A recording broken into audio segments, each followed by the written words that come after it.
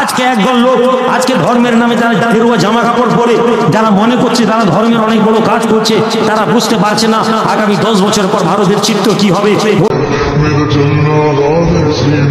আজকে আপনি দেখুন মাথায় টুপি পড়া লোক দাঁড়ালে তার একটা কনসেপ্ট তৈরি করেছে টেরোরিস্ট।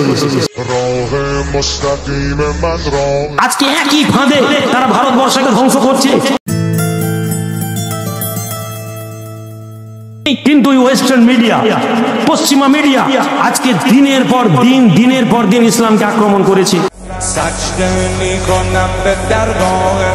গোটা বিশ্বে পৃথিবীতে কিভাবে সন্ত্রাসবাদী ভারতবর্ষের লোক দেখবে, তারা এই প্ল্যান ভারতবর্ষের মুসলমান নয় গোটা পৃথিবীর মুসলমানদেরকে নিয়ে তারা এই প্ল্যান খেলেছে।